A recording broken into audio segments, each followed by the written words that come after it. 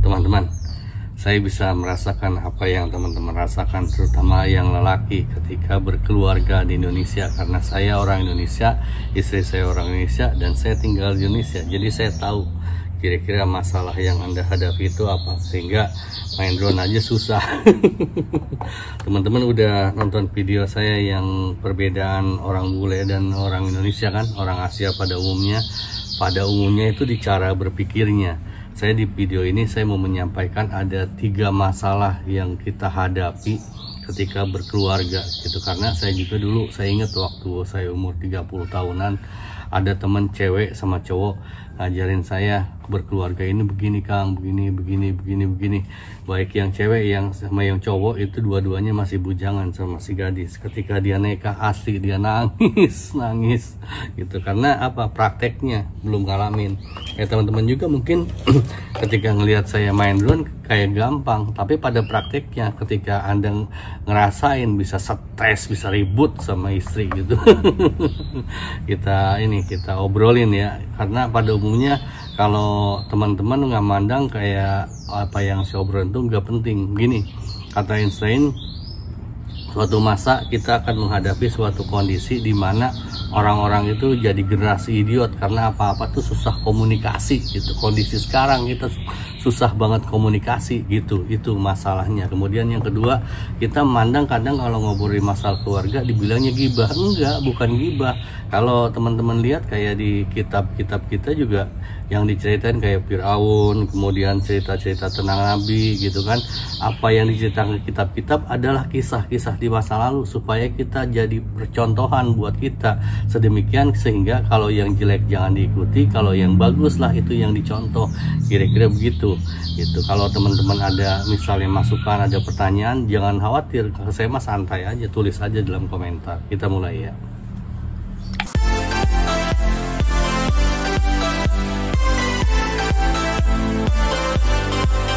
Ada 2 cerita yang pengen saya ceritain ke teman-teman. Satunya orang kaya, satunya orang biasa aja. Yang orang kaya itu teman saya itu rumahnya ada berapa tahu, 8 atau berapa, mobilnya ada 19. Dia waktu itu punya kontrakan 20 kamar kontrakan untuk menghidupi keluarganya gitu. Jadi yang punyanya atas nama suaminya, di rumah istrinya pendapatannya selain istrinya suaminya kerja juga dari kontrakan gitu. Nah kontrakan itu diminta sama mertuanya, udah diminta dikasihin kan, kontrakan itu masih ada isinya loh, 20 orang.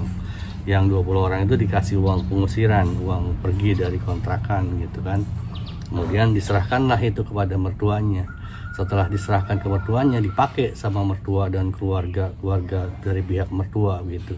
Sebulan 2 bulan ternyata listrik nggak dibayar, air nggak dibayar, telepon. Ternyata apa? Ternyata dia pengen menantunya yang ngebayarin. Jadi bayangin, kondisi rumah kontrakan itu ada isinya, suruh dipindahin itu yang penghuninya, diambil sama dia, termasuk kontrakan ininya, listrik, air, telepon dan segala macam pengennya dibayarin begitu. Begitu. Itu menjelaskan bahwa begitulah kita di kita pada umumnya. Saya yakin ini kejadian bukan hanya ke beliau yang saya ceritakan Bapak itu, tapi juga bisa kejadian ke siapa aja. Kemudian yang kedua, teman saya yang biasa aja, beliau itu kuli katakanlah buruh gitu. Dia kadang untuk dapat uang itu ya dia misalnya ngirim barang, dikasih, ada orang ngasih uang 30.000, 50.000, itu yang dipakai buat keseharian gitu. Nah suatu kali istrinya ulang tahun, dia pengen dirayakan gitu. Dia sampai gimana caranya harus ada buat ulang tahun. Jadi si suaminya yang buruh itu minjem ke temennya 200.000, pinjem buat menyediakan kue ulang tahun. Sampai ke rumah tuh kue ulang tahun 200.000 harga berapa sih, ukurannya segini, undangannya itu udah banyak. Itu kuenya belum datang, undangan udah pada datang. Sampai semua kebagian saling sepotong. drone micin ini gede, sepotongnya gitu, saking sepotong seorangnya gitu. Pas suaminya datang malah nggak kebagian karena habis, ini meseletak begitu doang. Bayangkan begitu. Jadi di bagian itu kita ngelihat yang pertama itu mungkin kita bisa melihat bahwa orang kita itu, kalau kita lihat di perbandingan sama negara maju, wanita-wanita negara maju itu mandiri. Jangankan kita ada keinginan untuk ngambil punya orang, dia misalnya kita bayarin pun dia merasa, loh saya nggak perlu uang kamu, saya bisa mendapatkan uang sendiri, saya bisa melakukan apapun yang saya mau tanpa kamu, bahkan punya anak pun saya nggak harus punya suami, begitu kan. Kalau di kita beda, semua tuh pengennya pergi dia jemput, pulang diantar, kayak jalangkung begitu. Itu perbedaannya. Yang kedua apa? Gaya.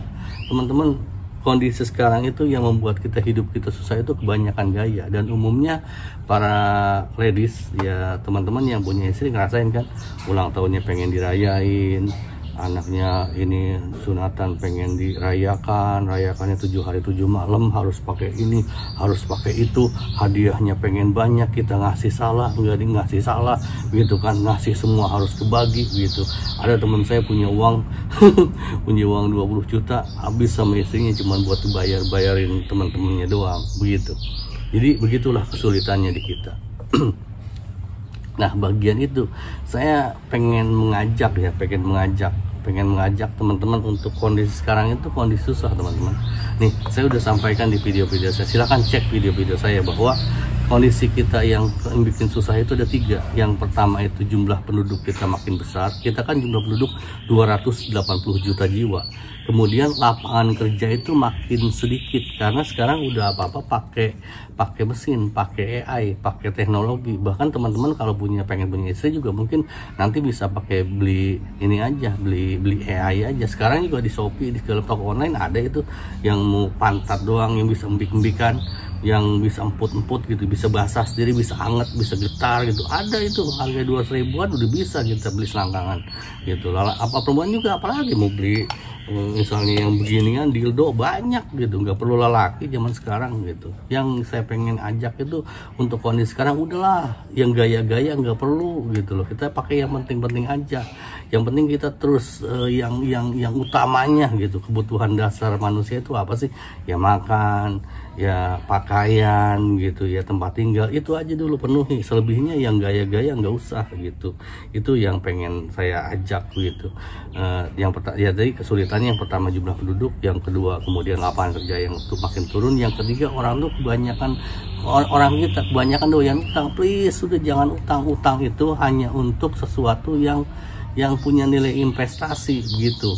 Saya contohkan misalnya makan di restoran apa segala, nggak usah pakai kartu kredit. Saya juga pengen menjelaskan ke teman-teman tentang ini ya, tentang bagaimana orang kaya mendapatkan uang. Orang kaya memang pakai pinjaman untuk mendapatkan income-nya, tapi itu konsepnya itu konsep investasi yang makin membesar. Jadi pinjaman itu untuk meningkatkan aset, bukan untuk meningkatkan gaya gitu. Jangan kebanyakan gaya gitu. Itu yang saya pengen ajak teman-teman, jangan kebanyakan gaya gitu. Kemudian yang ketiga, masalah kemudian sekarang kan kesenjangan antara orang kaya dan orang miskin tuh makin jauh.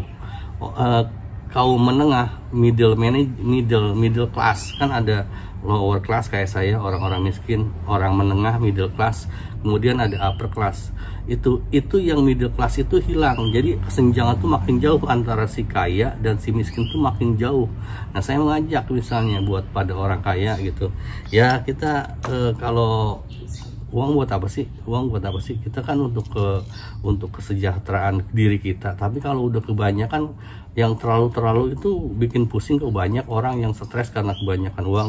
Daripada uangnya kebanyakan, mendingan dibagikan ke orang miskin, dikasih gitu. Bukan ngasih misalnya kayak di orang minta-minta di jalan gitu. Itu menurut saya sih nggak mendidik. Tapi diberikan untuk hal yang bermanfaat buat masa depannya, misalnya nyekolahin anak yang nggak mampu begitu kan, hal-hal yang seperti itu, memberi fasilitas kepada orang yang memang nggak mampu begitu.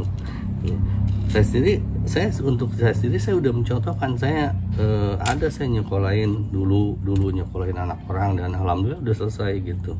Dan ya mungkin tuh ria, tapi saya pengen hal seperti itu dicontoh sama teman-teman gitu, supaya kita secara umum bisa lebih baik gitu. Ya itu jadi masalah utama yang kita obrolan di video ini, masalah yang dihadapi para laki itu yang pertama itu istri yang kebanyakan gaya teman-teman. Itu istri yang kebanyakan gaya. Yang kedua tuntutan dari keluarga, yang ketiga yang mungkin ini masalah sensi menurut teman-teman, menurut saya enggak, masalah seksual karena lelaki biar bagaimanapun punya batasan teman-teman. Orang yang nakal gimana nakalnya ya pada akhirnya mah bakal melenguk juga begitu. Dan ketika misalnya dia dapat istri yang nakal kepada Anda, bukan nakal kepada tangga, nakal kepada orang lain, dia akan merasa puas itu. Jadi 3 itu intinya buat teman-teman yang berkeluarga di Indonesia itu. Inti masalahnya itu ada 3. Pertama itu masalah istri yang gak pengertian, yang banyak menggaya. Yang kedua keluarga yang banyak nuntut begitu kan. Yang ketiga itu masalah seksual. Masalah seksual kalau mau ditanyakan, tanyakan aja. Kalau perlu saya bikin video lagi, saya bikin video nanti ke depan gitu, kalau ada yang mau ditanyakan gitu. Saya mau nerbangin drone saya drone micin di depan rumah saya aja santai gitu sebelum saya weekend teman-teman ya.